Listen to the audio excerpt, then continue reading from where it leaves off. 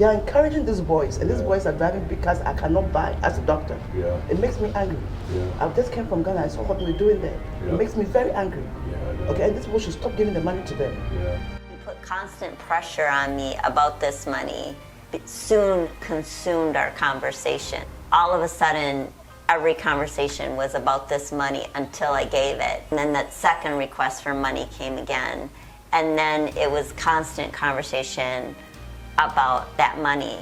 And I felt like I was his emotional hostage, to the point of where if I don't pay this money, I'm never going to be free of this. I felt like I was paying my own ransom to get free from the emotional hold that he had on me.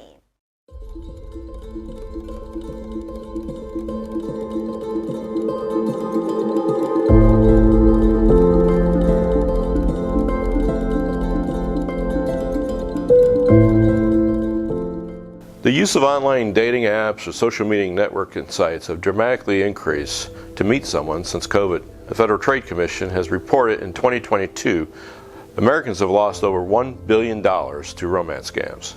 The victim contacted IFW Global to request assistance for her to recover her money that she had lost to an online romance scammer.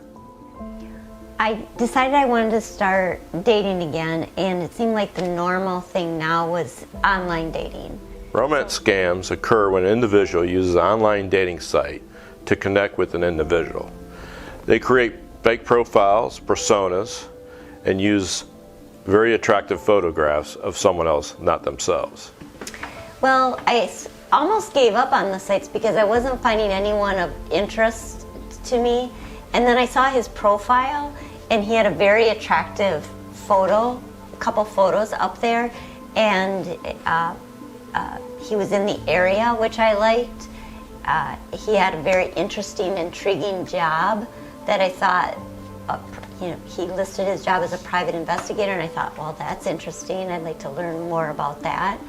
And he was a widower around my age, so all those pieces seemed to fit. So I thought, wow, let me reach out to him. So I sent the first message to him, and since I reached out first, I'm like, well, he's not pursuing me, I'm pursuing him, kind of thing, and thinking, well, I'm not going to get scammed if I'm the one reaching out. Relationships are built on trust and romance. Once the scammer believes that he has captured your emotions, and once he or she professes their love to the victim, all of a sudden they will bring in some type of emergency or financial crisis that came in their life and they need assistance. So they'll ask for money. We texted on like an every other day. Sometimes there'd be 2 or 3 days in between our conversations, as he kept telling me how busy his job was. But our conversations were very similar to when you're just getting to know somebody, like, what do you like to do for fun? What are your favorite movies? What kind of music do you like? So the conversations were very on that get to know you type level. They weren't very personal in the beginning. And we were texting back and forth for 4 months. I would ask about doing a video call or a phone call many times, but he said because of his job that this would be risky, that would put him in danger, it would compromise his assignment, and that would not be possible. We did speak on the phone one time, and that was after he asked me for money. Our victim, Francis, met an individual online on a dating website. Mr. Harris asked our victim, or asked Francis, to take the conversation off the dating website onto a text message platform. When we first met on the site, we communicated on the site for approximately 2 to 3 times. After about the 3rd time, he indicated because of the work that he did and how busy he was, it would be much easier for him to communicate with me off the platform.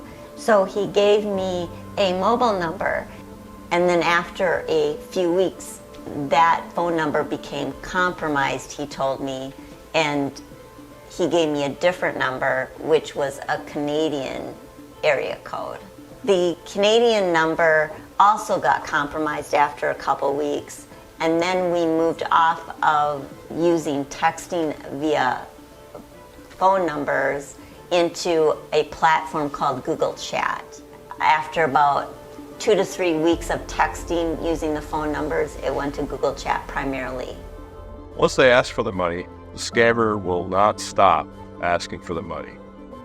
It seems like every victim I spoke to, the romance and the relationship has gone to the side, and the scammer continues to ask for money and continues talking about the financial crisis they're in, that they need so much help.